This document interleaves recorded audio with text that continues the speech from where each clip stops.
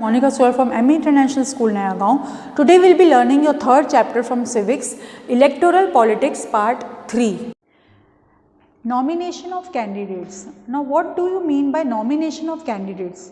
We noted above that in a democratic election people should have a real choice. This happens only when there are almost no restrictions on anyone to contest an election. Election जो लड़ता है उसके लिए कोई भी actually any one can go and nominate the names. Only the rules and regulations which are given and the age and everything which is told, that you have to follow, of course, and then you will get the ticket for the nomination form. You can enter your name as a voter, as a person nominated for the election. Not the voter, the person elected for the to become a leader. Now this is what the system provides. Anyone who can be a voter can also become a candidate in elections. अब आप अगर voter हैं तो ऐसा नहीं है कि आप इलेक्शन में पार्ट नहीं ले सकते, मतलब आप एज अ लीडर खड़े नहीं हो सकते. Of course you can do that. The thing is only the norms जो भी हैं उसके, जो इलेक्शन में खड़े होने के जो नॉर्म्स हैं वो आपके ऊपर फिट होने चाहिए. Then only you will be able to participate in this. See वो उसका क्या होता है, candidate the minimum age is 25. जब वोट देने जाते हैं तो अपनी एज होती है 18 ईयर्स, वोटर के लिए 18 ईयर्स है. And to nominate as a leader आपकी एज होनी चाहिए 25. There are some other restrictions. देखो रेस्ट्रिक्शंस क्या क्या है. एक तो क्रिमिनल रिकॉर्ड नहीं होना चाहिए. And apply very extreme cases. Political parties nominate their candidate who get the party symbol and support. उसके बाद जब आप नॉमिनेट हो जाते हो तब आपको पार्टी सिंबल दिया जाता है. जैसे कि कांग्रेस का सिंबल हाथ है, बीजेपी का सिंबल लोटस है. This way they will give you the symbol for the candidate. And that ये जो पार्टी नॉमिनेशन होता है ना, इसको पार्टी टिकट बोलते हैं. अपन बोलते हैं ना टिकट मिल गया. द पर्सन, अभी इलेक्शन चल रहे हैं, then you will be noting that thing. The person who is coming to at your house for campaigning, he has got the ticket to fight for the election, है ना, उसको मिल गया है. Every person who wishes to contest an election has to fill a nomination form and give some money as security deposit. अब ये जो security deposit है ना, मनी पे करना ज़रूरी होता है. जिसको जो कैंडिडेट बनता है इलेक्शंस के लिए, आपको फाइट करना है तो आपको सिक्योरिटी डिपॉजिट वहाँ पर देना ज़रूरी है. Now see over here they have written education qualification for candidate. Candidate के लिए एजुकेशन ये क्या है एक्चुअली, इसमें इतना इंपॉर्टेंस नहीं दिया जाता है. लाइक एज ए क्रिकेटर, अगर आप क्रिकेटर बनना चाहते हो तो वहाँ एजुकेशन क्वालिफिकेशन ही देखेंगे, वहाँ ये देखेंगे कि आपको क्रिकेट कितना अच्छा खेलना आता है. So that thing is there. Same way over here it is happening. Like see educational degree but the ability to play cricket, ये वाला मैंने आपको बताया था. एमएलए और MP is the ability to understand people's concern. अब उनको इतना एजुकेटेड होना चाहिए जो कैंडिडेट है कि वो आपकी बात, जो भी आपकी प्रॉब्लम्स है उसको इजी वे में समझ सके, है ना. अब समवन इज वांटिंग समथिंग. अब आपको एजुकेशन में कोई प्रॉब्लम है या आपको किसी भी फील्ड में कोई प्रॉब्लम आ रही है तो वो कैंडिडेट जो खड़ा है उसको इतनी तो नॉलेज होनी चाहिए ना इस बारे में. तो वो पढ़ा लिखा इतना तो हो कि वो आपको बता सके कि आपको क्या क्या चीज़ें करनी है ना. तो that much education is needed over here. Now see electoral roll, ये वाला जो इलेक्टोरल रोल है, यहाँ पर देखो name and reservation, status, assembly, ये सारी ऐसा इस तरह का एक फॉर्म आता है. इसमें डिटेल ली जाती है. देखो क्वालिफाइंग डेट कब हो रहा है, टाइप ऑफ रिवीजन, ये सारे जो है ये फॉर्म्स होते हैं जो भरने होते हैं फॉर द इलेक्शंस के लिए. इलेक्टोरल पॉलिटिक्स के लिए ये वाली चीज़ें ज़रूरी है. Now we will learn about the election campaign. Now what is election campaign? Election campaign जो अभी चल रही है, now the elections are nearing. Each and every candidate who is standing for the election will come to your door for the campaigning. They will tell you to vote him, है ना. ये आपको एक रिक्वेस्ट होती है. And आपने ये तो अपन के स्कूल जो इलेक्शंस होते हैं उसमें भी आपने देखा है कि how we do the campaigning. The main purpose of election is to give people a chance to choose the representative the government and the policies they prefer. Therefore it is necessary to have a free and open discussion about who is better representative. अब यहाँ पर comparison देखो, democratic country में आपको पता होना चाहिए, आपके पास चॉइस होनी चाहिए कि आप किसको लीडर बनाएंगे. तो जो person who is coming to you, जो कैंपेनिंग करता है, उसके जो स्पीचेस हैं, उनका जो बोलने का तरीका लिखा है, and you should know that this person is the person who can stand as a leader.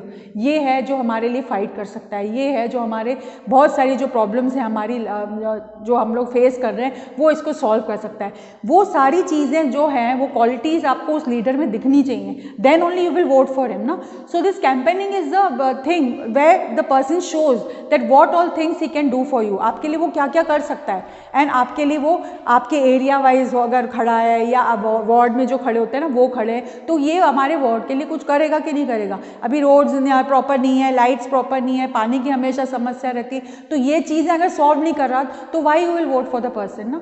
तो आपको उस तरह की चॉइस मिलती है यहाँ पर। And in our country such campaigns take place for 2 week period between the announcement of the final list of candidates and the date of polling. Polling date के और कैंडिडेट्स की फाइनल लिस्ट के बाद ये वाली कैंपेनिंग शुरू हो जाती है। फाइनल लिस्ट हो गई, अब कैंपेनिंग शुरू है कि कौन जिस लीडर को टिकट मिल गया है वो आके आपके डोर टू डोर कैंपेनिंग करेगा, या फिर आपके through media every way they will try pamphlets बांटेंगे, उस तरह से वो कैंपेनिंग करते हैं।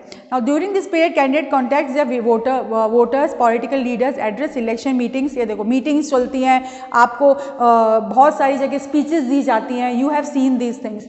Now these are very common things which are actually going on. In election campaign, political parties try to focus public attention on big issues. जो बड़े वाले issues हैं, जो बहुत ज़्यादा problems create कर रहे हैं, उन पे ज़्यादा ध्यान देते हैं। जो भी लीडर्स नए बनते हैं ना वो क्या बोलते हैं, ये जो इशू चल रहा है, फार्मर्स का इशू चल रहा है या फिर माइनॉरिटीज़ को सप्रेस किया जाता है, ये वाले इश्यूज़ वो पकड़ लेंगे और वो बोलेंगे हम हैं जो आपको इन सब चीज़ों से निकालेंगे, हम आपको हेल्प करेंगे, जो भी आपकी समस्या है हम तुरंत इसको हल कर देंगे। So these things they will promise to you.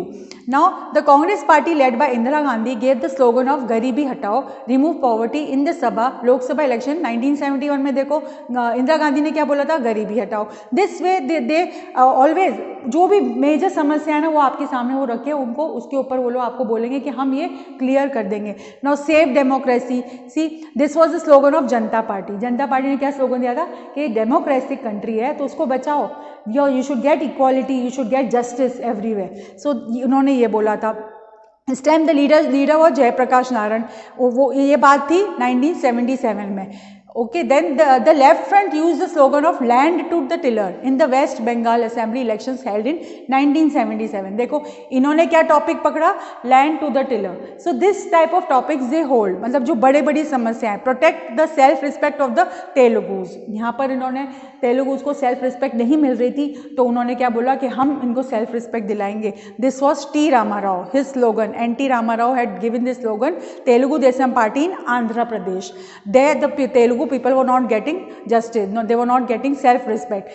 In a democracy, it is best to leave political parties and candidates free to conduct the election campaign that the way they want to, but it is sometimes necessary to regulate. अब उनको free तो छोड़ना चाहिए पर regulate करना क्यों जरूरी है, क्योंकि कुछ भी गलत चीज़ नहीं बोली जानी चाहिए पब्लिक को ना। That is why to ensure that every political party and candidate gets fair and equal chance to compete according to our election law, no party or candidate can bribe or threaten voters.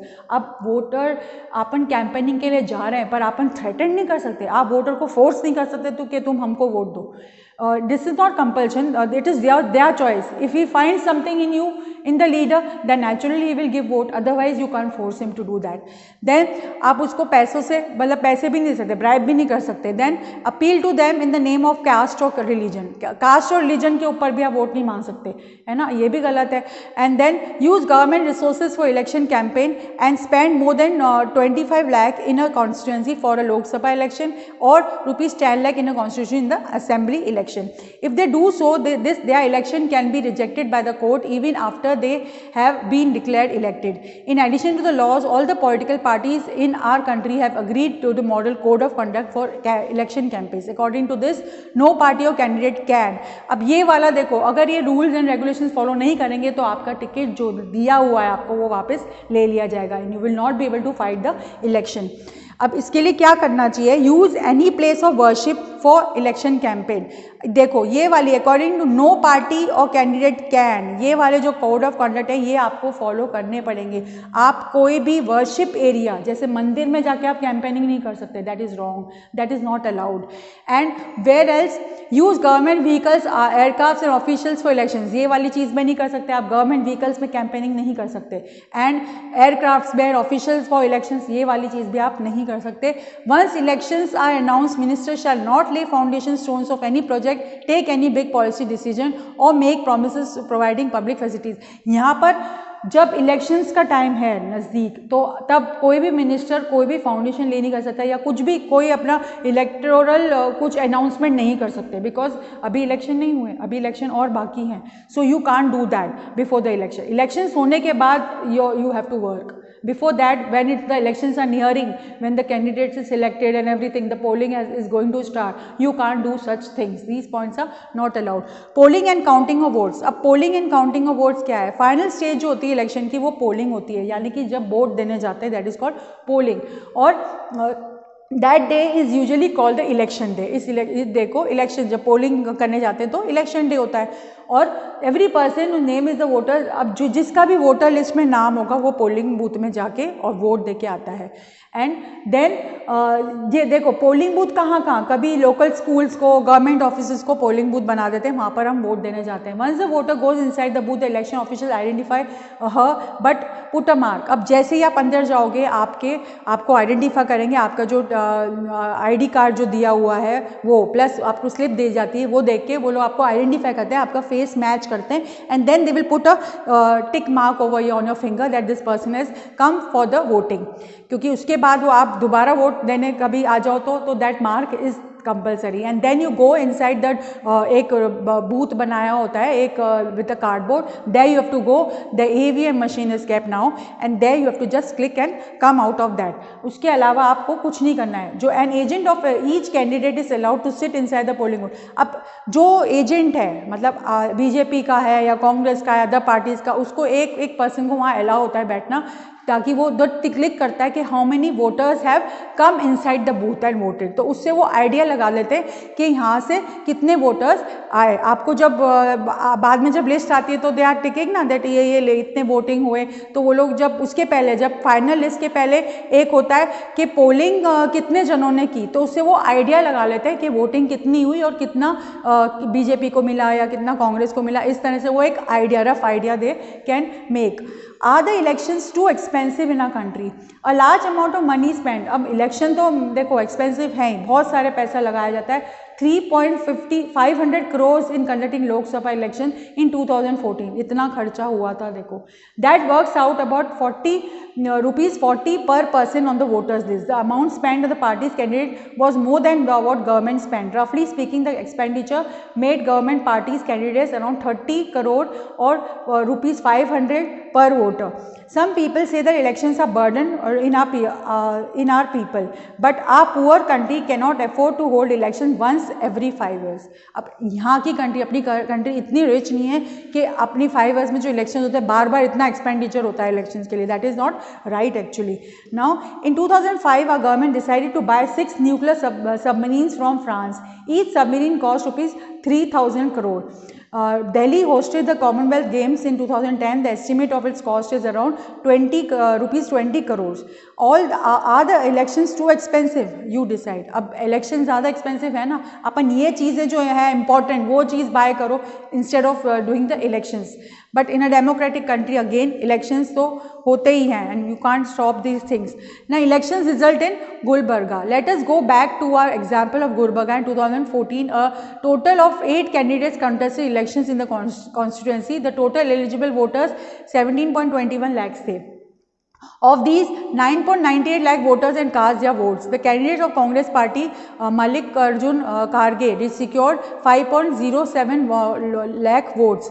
This was 50.82% of the total vote polled. But since he had secured more votes than anyone else, he was declared elected a member of parliament from Gulbarga Lok Sabha constituency. इस तरह से देखो voting का ये होता है election result Gulbarga का। यहाँ पर ये कैंडिडेट्स नेम लिखे हुए हैं, the parties which this people belong to, यहाँ पर जो वोट्स पोल्ड हुए थे तो ये इसका टोटल दिया हुआ है, एंड परसेंटेज ऑफ वोट, ये कितने परसेंट ऑफ वोट हुआ है, that way they tell you the result of the voting. Earlier the voters used to indicate who they wanted to vote by putting a stamp on the ballot paper. अब पहले तो क्या है, ballot paper आता था, उस पर stamp लगा के हमें वोट देना पड़ता था. But now because of the AVM machine we just have to click a button and the beep sound will come and then the voting is done. But this was the problem before. Ballot paper की sheet आती थी, उसको fold करके उसको box में डालना होता था. That was more tedious and this is become very easy. EVM, the machine shows the names of the candidates and the party symbol. Names of the candidate लिखे होते हैं, साइड में पार्टी सिंबल्स लिखे होते हैं, and you just have to click the blue button over there and then it is allotted. All the voters has to do press the button against the name of the candidate she wants to give the vote. Once the polling is over, all the EVMs are sealed and taken to secure place.